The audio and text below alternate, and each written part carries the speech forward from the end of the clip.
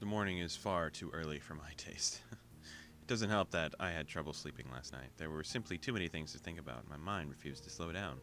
Instead, I replayed the rooftop, the park, and everything else over and over in my mind.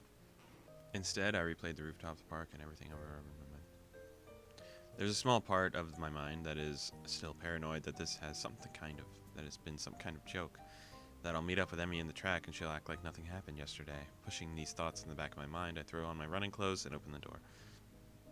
Emmy's waiting for me with her usual smile. You're late. Or at least, you're not early today. Are you tired or something? I find myself ruefully rubbing the back of my head. Something like that, yeah. Lots to think about, all that. Emmy giggles at my mild understatement.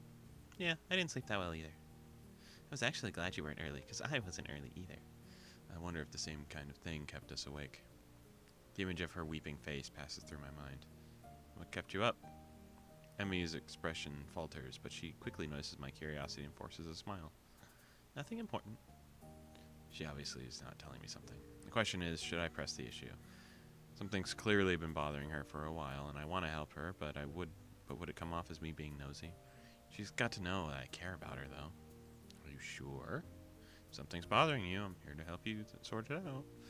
Emmy laughs, but then not her usual laugh. There's an edge to it that seems almost bitter. Sort it out? I'm not sure it can't be sorted out, Hisao. An almost grim-like smile crosses her lips. It's a smile of resignation. I don't think you can help me anyway. That hurts. I don't want to say that it hurts to her, but it does. Doesn't she realize I want to be there for her when things go wrong? You can't help her dead father, Sal. He is dead. Well, I won't push you on the matter, but I'm here for you if you decide later that you want to talk about it. Might help. I can see the debate raging behind Emmy's eyes.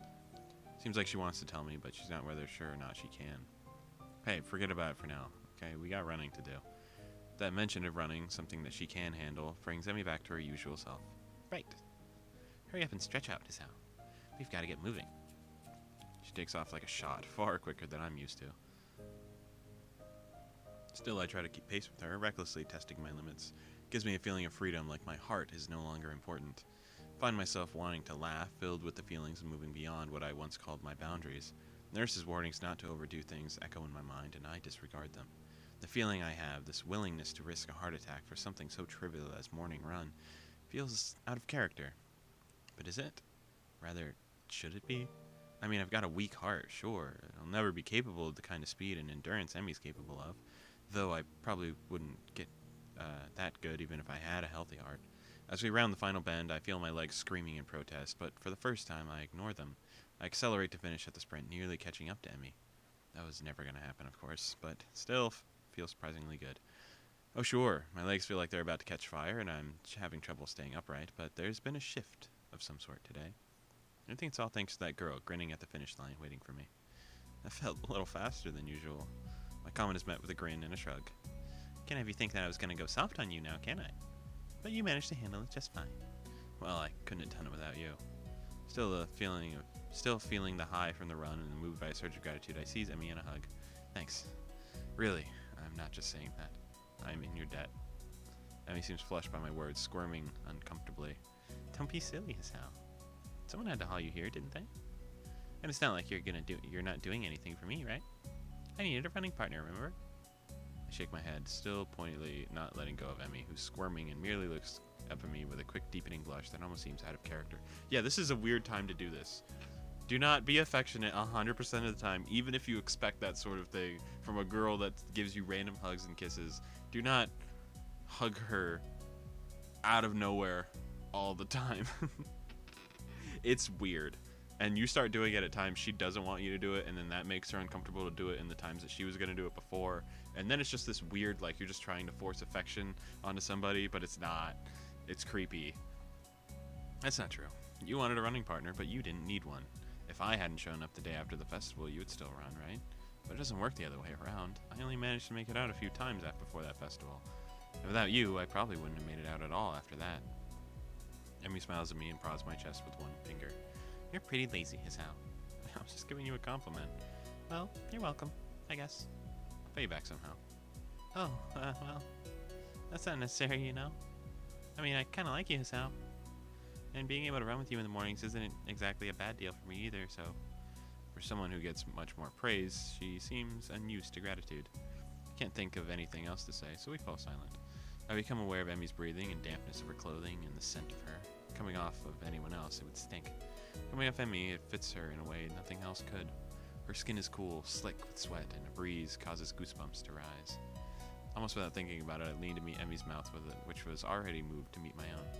Her lips are soft, and she hums happily as we kiss, sending vibrations from her mouth to mine. There's a starting rightness to everything about this moment. We fit one another perfectly. I've been saying that since Rins are out, bro. The kiss ends, and I finally let my arms drop back to my sides. Emmy, smiling warmly at me, giggles again. Come on, Asao, we better go see the nurse. Then it happens. She turns to begin walking, and she gives out this tiny yelp and stumbles forward. Emmy. I leap to steady her, and notice with some concern that she's favoring the same leg as the last night. Your leg. Emmy seems panicked and pushes away from me. It's fine. My expression must seem hurt because she hastens to apologize. Sorry. She doesn't want to be told that she can't run, the same way that she didn't like that she was too short to grab the paint, right? It's like the same thing. Didn't mean to push you like that. I was just... She stumbles for something to say. It's nothing, really. Hey, don't worry about it. She's so flustered, I decide to shrug the whole thing off. There's a cold feeling in the pit of my stomach now that won't go away. I tried to step in and help her, and she pushed me away. Smiling, I shoved those thoughts to the back of my mind and concentrate on Emmy. I just don't want you getting hurt, that's all. You don't have to worry about me. Honest. I'm fine. Yes, you say that, but I don't believe you. Why won't you tell me what's wrong? It's like she gets offended by me trying to help. What was I supposed to make of that? I'm still trying to sort out what happened on the track as we arrive in front of the nurse's office. Emmy raises her hand to knock, hesitates, and turns to me. Guiltily. Can you do me a favor? Of course. Can you tell the nurse that I'll see him later? I just remembered I got some stuff to take care of before class. So I really gotta get moving. I peer at her closely and she fidgets under my stare. She's clearly avoiding the nurse. That leg of hers. Whatever. I said I'd help, so I will. I'll make damn sure she sees the nurse before the day's out. Yeah, okay. I'll let him know. Emmy looks like I just given her a pony on Christmas. Thank you so much. You're the best, Asao. I reward my complicity in her lie by a kiss that makes it all worth it. Or so I tell myself. The nurse is about to see this. As Emmy heads out the building, I'm trying hard not to let her limp show. I knock on the nurse's office. Ah, Asao, come on in.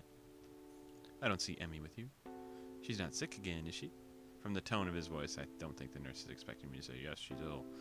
She said she'd forgotten to do something, so she had to skip out, but she'll see you later today. Nurse heaves an exasperated sigh. Honestly, that girl... Huh? She's been avoiding me. Yesterday, she was in and out of here without even taking off her prosthetics, and now this.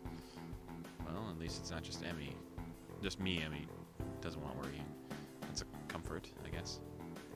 Still, I feel like I should say something about her leg. I said I'd lie for her, but she really needs to see him. Now that you mention it, she was limping pretty badly today. And last night as well. The nurse's eyes narrow at his words, last night. What exactly were you two doing last night? We were, on a date. Ooh. The nurse raises his eyebrows as if surprised. Really? Interesting. Sorry, I hiccuped. Huh? Oh, nothing. His gaze turns thoughtful, and then he grins at me. You don't think you could use some of that boyfriend charm to get her to come see me today, could you? Of course. I was planning on doing that anyway. I think she's really hurt, and she's just pretending she isn't. Yep, she does that. Afraid I'll make her stop running. Will you?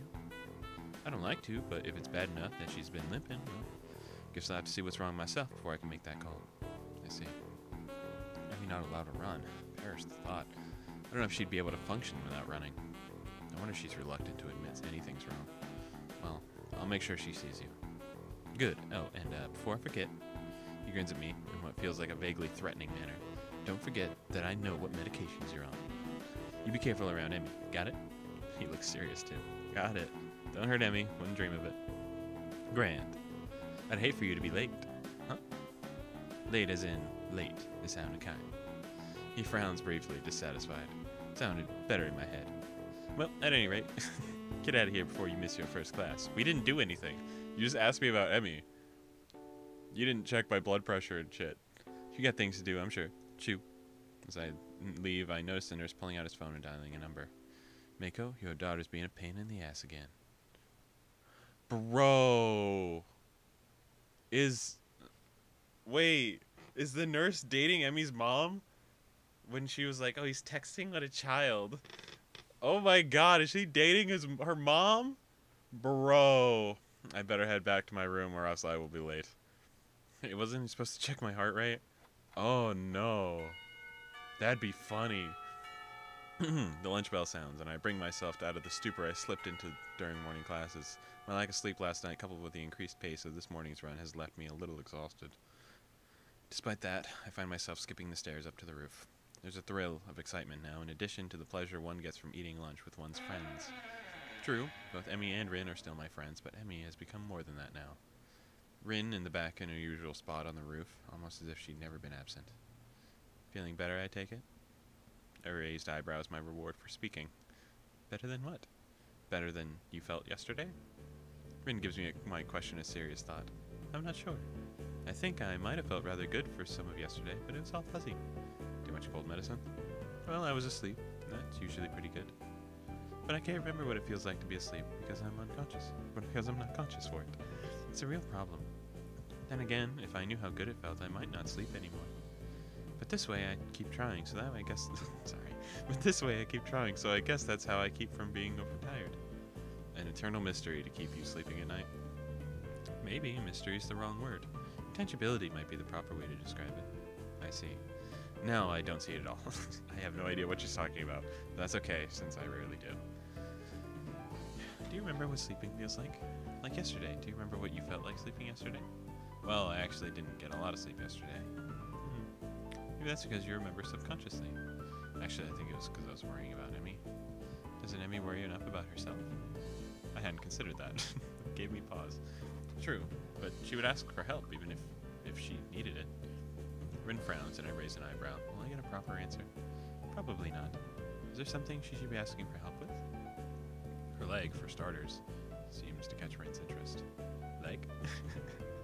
It's hurt. I think this is actually really funny that it's peak Rin. We're probably getting a more genuine Rin on this route than we would on Rin's route because she does the whole time she's doing the art thing that she doesn't want to be doing.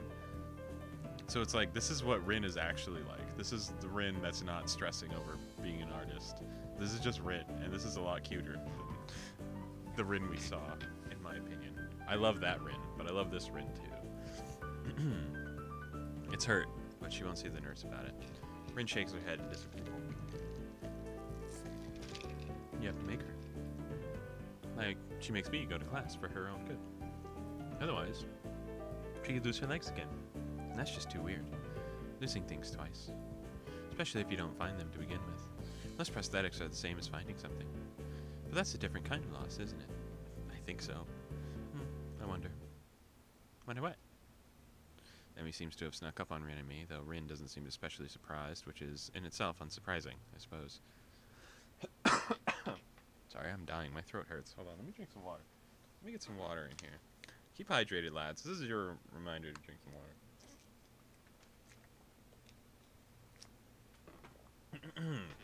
Rin manages to sit herself up upright quite expertly, throwing her upper body forward, using her momentum to right herself. Your leg, how's it feel? Why is she so short? Is she on her knees right here? What's up with this? She's usually like up here. Oh, that was me. Sorry. Your leg, how's it feel? That earns me a frown and a bit of a glare. It's okay, I think. Nothing worth worrying about. Tell that to the nurse. He's quite insistent that you visit him, you know. Emmy pouts like I've just told her she's been grounded. He worries too much. It's not a big deal. Just a little soreness. I try to resist rolling my eyes in exasperation. If it's nothing, then you should have no problem seeing him, right? Emmy narrows her eyes suspiciously. Did he put you up to this? Maybe a little. But that's not the point. I would have reminded you to see him anyway. It would be terrible. Oh, sorry, God, I hit my mic. It would be terrible to see you really hurt and not do anything about it. That would make it worse, and I don't really want to see you hurt, you know? Call me crazy, but I kind of would prefer to see you happy and healthy. With each statement, Emmy frown fades a little more until eventually she's grinning, albeit a little shyly. Well, if you're gonna put it that way, then I guess I'll have to see him. Otherwise, you'll keep worrying, and then I'll never hear the end of it, right? That's right, I'll keep bugging you about it, and then you might put a damper on our dates. You're just gonna say that in front of Rin? Rin doesn't know? How's the food, Hisao? Talk to the nurse, Emmy. How was your day, Hisao? Talk to the nurse, Emmy. Hisao, I think I'm ready to go. Talk to the nurse, Emmy. See? It doesn't work that well. Emmy giggles at the high-pitched rendition of her own voice. Oh, sorry. Hold on. Let me do that again. Sorry. That's right. I'll keep bugging you until you put a damper on our dates. How's the food, Hisao? Talk to the nurse, Emmy. How was your date, Hisao? Talk to the nurse, Emmy. Hisao, I think I'm ready to go all the way. Talk to the nurse, Emmy. See, it doesn't work that well. Emmy giggles my high-pitched rendition of her own voice, and she gives me an affectionate shove. My voice isn't that high, jerk. I love this Emmy face. I thought it was pretty accurate. Emmy and I stare at Rin for a while before I burst into laughter. Emmy crosses her arms and huffs, mock offended. You're both jerks. Such a vile calumnies from you, young woman. I'm stunned that you would even call me, of all people, a jerk. Honestly, I don't know what to think.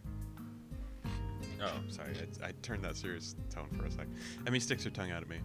You ass. So, Rin, how's the art club these days? Rin seems surprisingly surprised in the sudden change of topic as I am. Takes a minute to think before answering.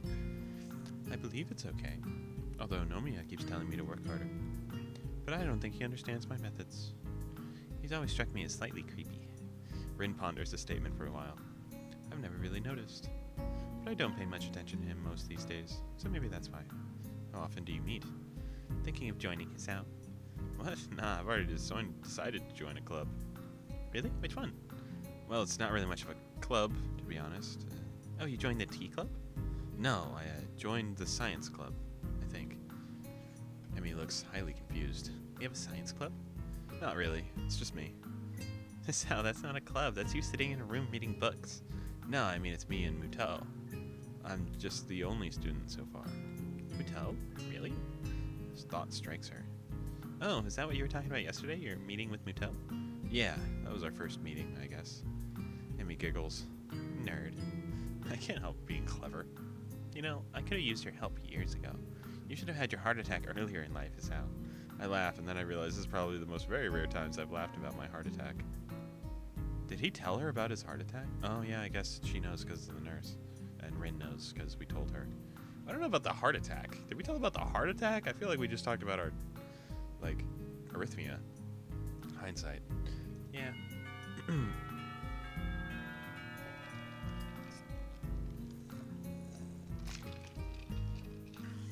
The ringing of the bell ends our conversation. I guess we'd better go.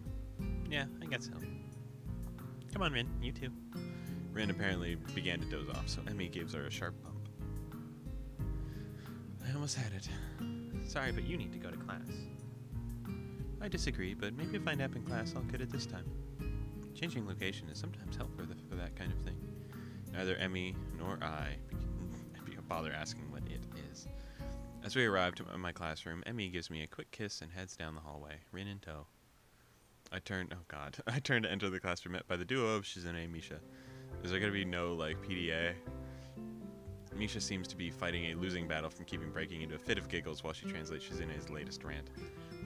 Well, we are pleased, nay, thrilled, to see how you have managed to make new friends and forge relationships with such a cutie too, Hishan. I think the last part was probably Misha. We nevertheless feel compelled to politely remind you that public displays of affection are strictly forbidden. Really? That's disappointing, Shichan. By Section 8 of the Code of Conduct laid out in the Student Handbook. In this case, however, ignorance of the law may be your excuse, as we are feeling lenient. And the paperwork required to punish both of you would only add to the already mountainous volume of work that confronts us, the still members of the Student Council. Besides, you two are adorable together. Therefore, consider this a formal warning and please refrain from such displays in the future. At least, not when Shizune can see you. This whole spiel is a bit patently ridiculous, and I can't help but reply in the same pompous manner. Well, I, for one, feel enlightened. I apologize profusely for my rash actions, and will strive to contain my baser impulses, which, I fear, impel me toward such inappropriate displays of public affection. It is hardly my wish to burden an already overworked student council with such petty manners, and will do my best to make your lives easier in the matter of the future. At least, when Shizune is watching. The last line is delivered with a wink to Misha, who finally loses control of her laughter. Well said, Chan. Chuckling a little myself, we entered the classroom. This is like the best. This is the happiest I've seen Hisao, honestly. Class is uneventful, and after the final bell rings, I find myself alone with Muto again. So, sounds like we've assembled for our second meeting of the Science Club. Or is it the first? What do you think? Should we count yesterday as a meeting? Well, we did form the club yesterday, didn't we? That seems like club business, so we can finally call yesterday a meeting. We can safely call yesterday a meeting. Muto smiles his usual stilted and awkward way. I wonder if his muscles in his face are not just shaped correctly to let him smile naturally. You really have a knack for this, I think. Logical thought process is, that is. I guess so. Scientist speaks with authority, so your answer is yes, I do. When the world wants to know how it works, we tell it, even if all we've got is a decent hypothesis. But we sound certain anyway, because we're the authorities on the subject, right? He chuckles, to go with his awkward smile at his awkward joke. I'm doing my best not to grimace, but I don't think I'm being too successful. That is entirely false, of course. We know a lot, sure, but we barely are experts on how the world works.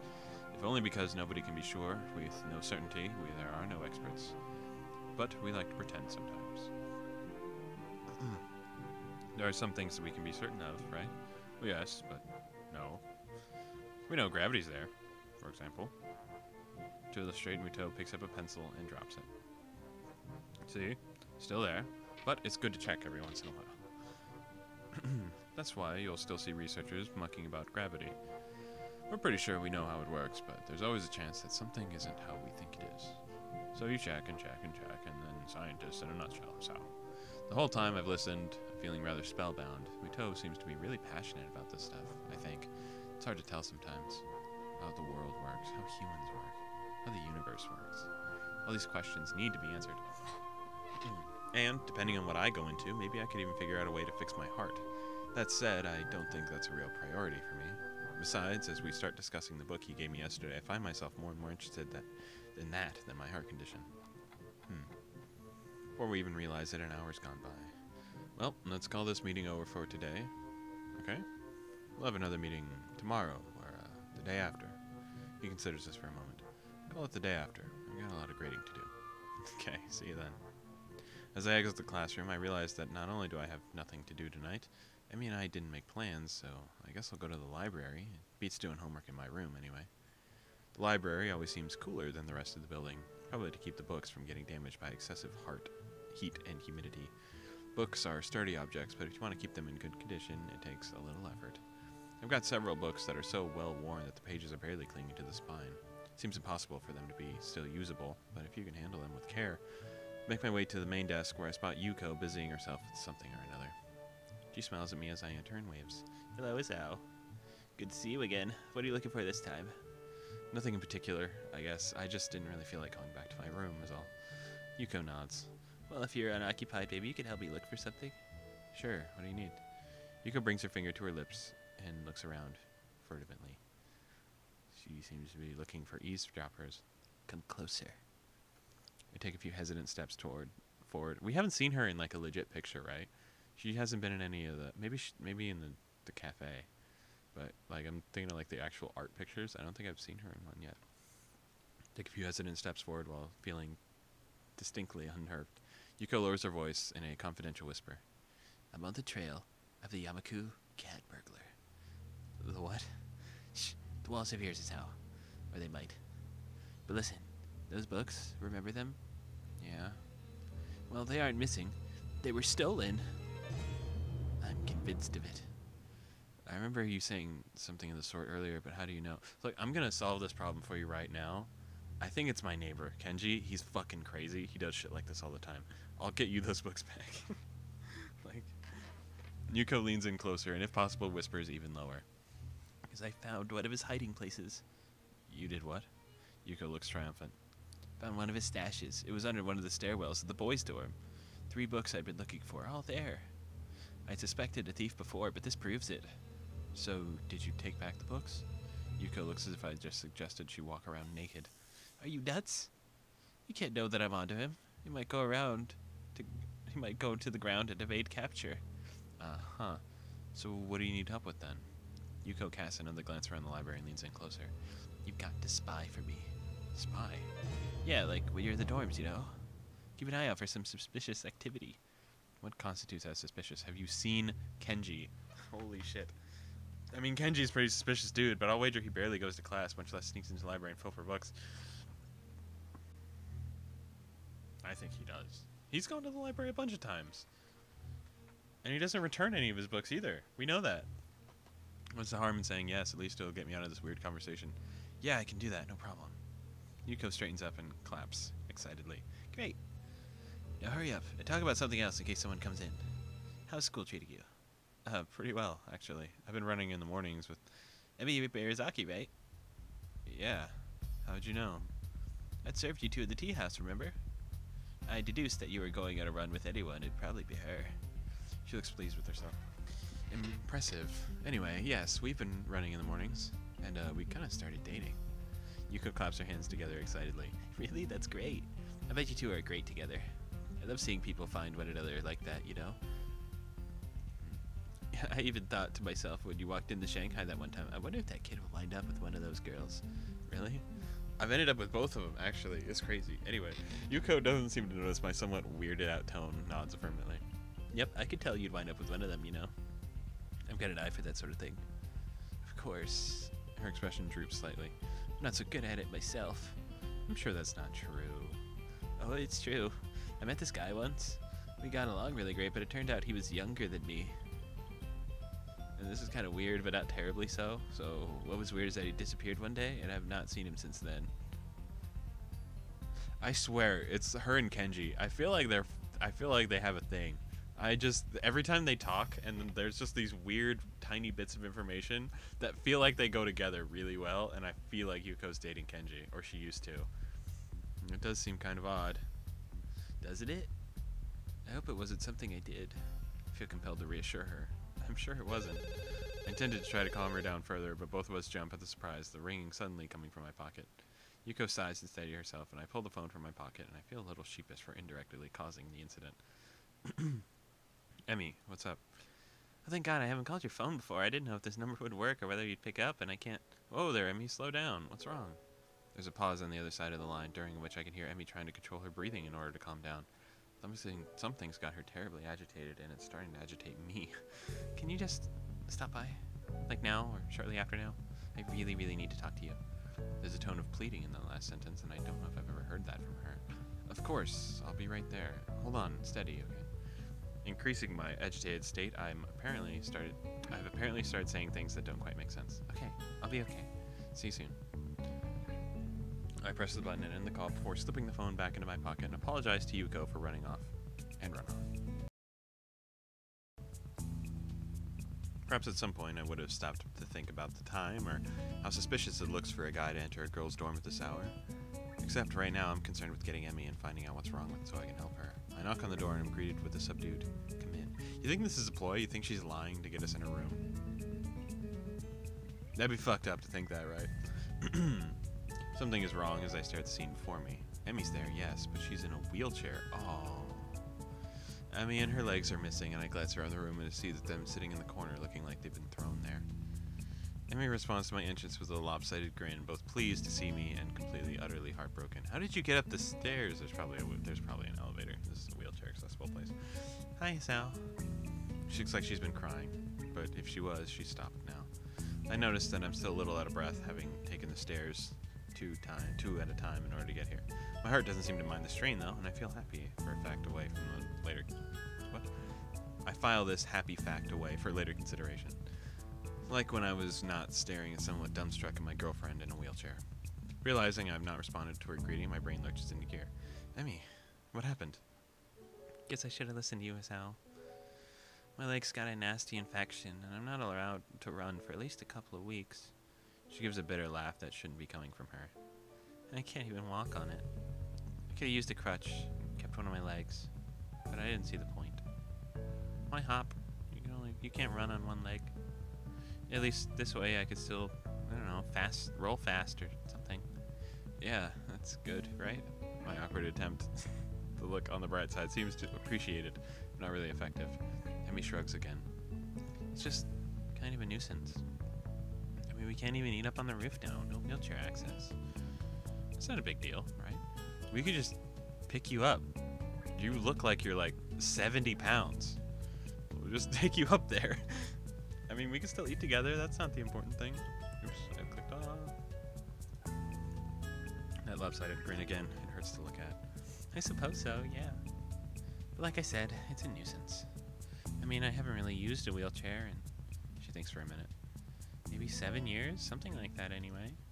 A long time. I'm afraid I'm a bit out of practice. Well, fortunately, it's only temporary, right? Emmy nods. Oh yeah, of course. It's not like I've lost him permanently. But it's pain in the ass all the time. I nod sympathetically. That's not much else I could do, after all. What am I gonna do? What am I gonna say? Like, I told you so? Although I did tell her to get that thing looked at. But by the time I noticed, it was too late anyway. Do you need help with anything? That is, can I help with anything? Emmy shakes her head. There's a bit of her usual grin back. Nah, I can manage fine by myself. Although, if you want to help me over to my bed, it would save me the trouble of rolling over there myself. I blush in spite of myself. Emmy giggles. You're such a prude, Hisao. I'm not a prude. I just don't want to take advantage of a young woman such as yourself. It's ungentlemanly. Is this her pillow? Or is... Like, who sleeps on their bed backwards, like, facing the window? Am I crazy for thinking that? I feel like nobody does that. There's also a pillow over here, though, so is it... I can't imagine it's a leg pillow. Sorry. I wheel Emmy to her bed and easily scoop her and deposit her there. She quickly sorts herself out and sits on the side. She's actually a little heavier than she looks. It would be rude for me to observe this aloud, of course. Man, you're kind of heavy. I do it anyway. Smack. Emmy hits me with the pillow. Ass. Just saying. Maybe it's all that running. At the mention of running, Emmy's grin falters slightly. Yeah, well, guess I wouldn't have to worry about that for a bit, huh? Maybe I'll lose some weight. That's the weight. That's what you want to lose weight, right? What? That's what you do to lose weight, right? Cease physical activity? Pretty sure that's what the nurse would recommend. Speaking of which, are you gonna still show up in the mornings? I'd hate to run a little... Bro, shit. Emmy's sudden interjection, more of a disquieted muttering than anything too profane, causes me to look over in shock. She's leaning forward, trying to cover the fact that she's been crying by covering her eyes with a hand. Of course, the subdued sobbing makes it pretty obvious that she's crying. Hey, I'm sorry. Forget I said anything, okay? I place my hand gingerly around her and pull her close. I can think of nothing else to say or do. How do you comfort someone who's just lost their legs again? Emmy wraps me in a hug and stays that way for a while. Sorry. I'm pretty bad at this whole comforting thing, I guess. Don't say that. I'm fine, really. Her voice is slightly muffled in my chest. I pat her head reassuringly. That's the spirit, right? You'll get through this fine. I know it. Besides, I'm here to help you, remember? Emmy lifts her head and stares at me with tear-stained eyes. Can you? Can you really?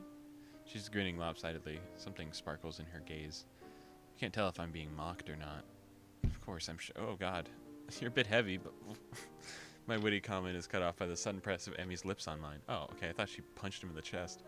I'm caught off guard and rewarded by hitting my head on the wall behind her bed. Ow. Emmy pulls back, trying not to look concerned rather than she's about to laugh. You okay? Sorry. I rub my head ruefully and grin back at her. Caught me off guard there. Is this going to be a habit? Am I going to be lectured by Shizune and Misha more? At the mention of the duo, Emmy giggles. Honestly, those two. If I didn't know why, I'd be utterly confused as to why she hangs around with someone so bossy. Which one are you talking about? You know exactly which one is how. Misha's hardly bossy. So what's the reason then? Huh? What's the reason Misha hangs around Shizune? Does she know she likes her? Emmy waves my question off with a smile. No idea. I see. She does know. That's crazy. She has to. Anyway, you seem to be forgetting the original question, don't you? Yeah, I guess I am. You wouldn't mind giving a guy a little warning, would you? Otherwise, I'm liable to wind up with a concussion. I emphasize the point by rubbing the back of my head. Emmy giggles madly. You can wear a helmet. Some kids here do, you know. I could just take revenge. Just start bashing her head against the wall. I grab a pillow from beside me and whack Emmy over the head. Emmy topples off the bed and lands on the floor with a thump. Her arms promptly reappear. Sorry, my speech is messing up now. On the bed, and she manages to pull herself back up. She really has a surprising amount of strength in that little body. Her face is turned downwards away from mine, making me think I might have accidentally hurt her. Emmy, are you okay?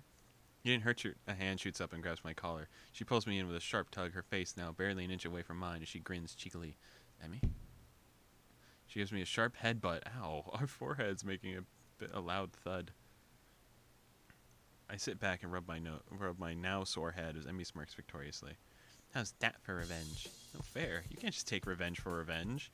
For someone missing her legs, Emmy's surprisingly agile. I swipe at her, but she deftly rolls out of the way and lands a hit with her pillow. Of course, the odds are against her, and I can stand up for starters. Oof. Oop. Have you ever had like a love scene with the playful music going off?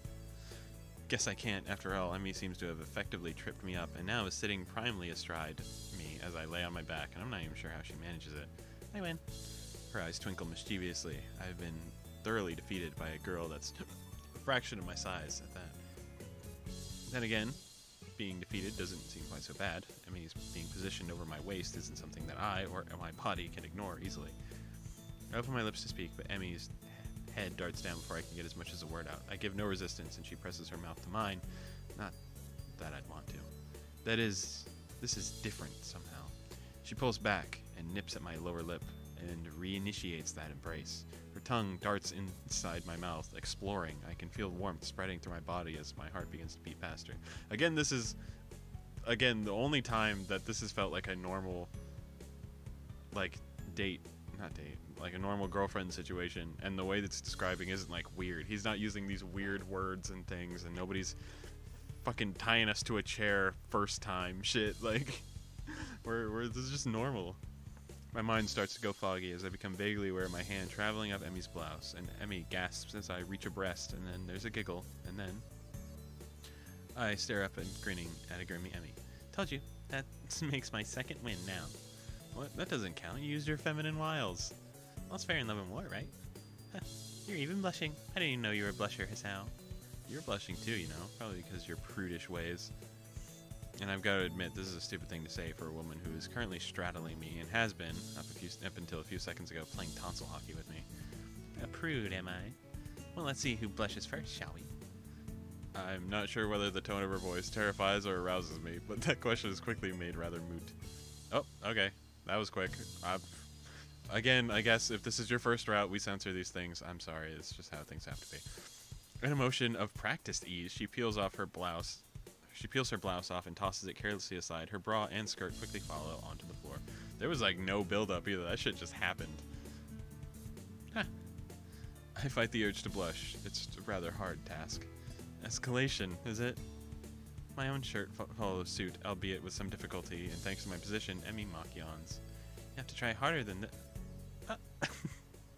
My hand gently caresses Emmy's bare skin, causing her to shiver. That would seem that my hands are acting on their own again. If our position had let me, I'd probably have finished undressing for her. I start to say something about how Emmy's starting to blush. Both of us are really rapidly reaching the edge of something very, barely holding us back. Conversation grinds to a halt, and I feel my arms losing energy. Neither of us, however, is prepared for this sudden new sensation. Oh, shit. Her eyes. An indescribable heat surges through me, coming from both myself and, it seems, Emmy as well. With one hand on my chest to steady herself. Yeah. Another holding mine to make sure that I can't have my way with her body again. She looks quite pleased with herself. She looks brainwashed, bro. And then, after a moment's hesitation, she moves. And she moves again. And again. As she moves, Emmy's breath hitches. My breathing is starting to come faster, and more raggedly as well. Emmy's body shivers and shudders against mine, and I feel her starting to lose her balance. It must be harder for her to keep steady because she's missing her legs. What is her face doing? I steady her as best as I can, cupping my hands around her backside. It's firm and taut. Her Backside.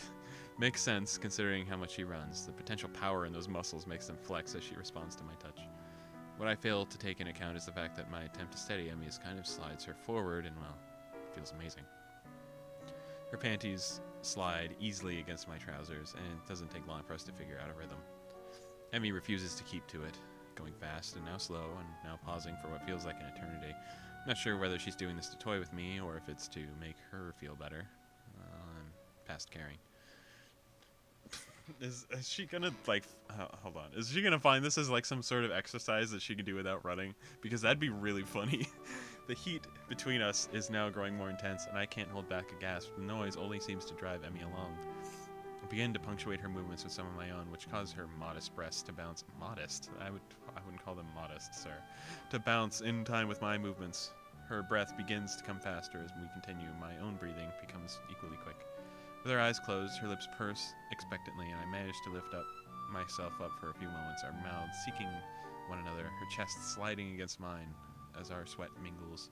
As I flop back down, the trousers are soaked with sweat. Sweat, sir. I would take them off. It didn't mean stopping what we're doing. And I don't want to stop what we're doing. Stop this growing pressure, this tickling in the back of my brain. Emmy's sliding faster and faster, panting heavily, her voice seemingly unable to convey what she's feeling. Her body, on the other hand, is doing a fine job.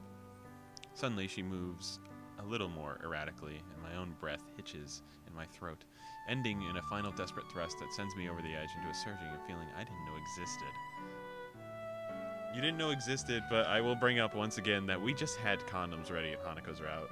I just want to keep bringing that up for context for all of these scenes. Okay. My mind blanks and I feel with white noise and I succumb to the feeling of climax for a few seconds. Everything else in the world falls away except for this amazing feeling of Emmy and I together. And then it passes. The white noise clears and I'm left staring up the eyes of the girl atop of me. She looks so confused. For a few minutes, neither of us speaks. The sound of our breathing fills the room and our chests heaving from the experience. She eventually, reluctantly shifts off me and I sit against the wall. And I join her. Okay. So, did I blush? I didn't notice. Did I? Emmy shrugs, still breathing a little heavily. Didn't notice either. Well, maybe we should... Oh. I need to use your window. Fuck, dude. My first instinct is to hide, but then I realize I'm still utterly exhausted and sitting next to the topless Emmy, so there's no running away. Rin isn't gonna care. She's just gonna... Rin's eyes pass over Emmy and me, focus on the window. There was a cloud. A cloud? Rin nods. I was watching it from my window, but it didn't stay in my window. So I need to use your window. Emmy shifts a little, causing me to cough in order to cover up a giggle of my own. How long do you need the window for? We're, busy. This time I can't contain my laughter. Rin ignores both Emmy and me and peers out the window. Her shoulders slump, looking disappointed. It changed into something else. Disappointing. Emmy is having trouble keeping a straight face. Sorry to hear that, Rin. Can we have a little privacy now, please? This is the best fucking scene of the game. You could ask me to have a better scene. What the fuck, dude? Rin shrugs as if to say, can you? And hooks her foot around the door, pulling it closed behind her. We both dissolve in raucous laughter, unable to deal with Rin's bizarrely timed visit any other way. Our laughter dies down, and I look to Emmy. We're both a total mess. Well, Emmy raises an eyebrow. Well? Again? Emmy grins and laughs, and she nods. We should probably ditch the clothes this time. Damn, we're just going for it. That's crazy. Oh, but we don't see it? Bro! That's insane. Good on him. Damn.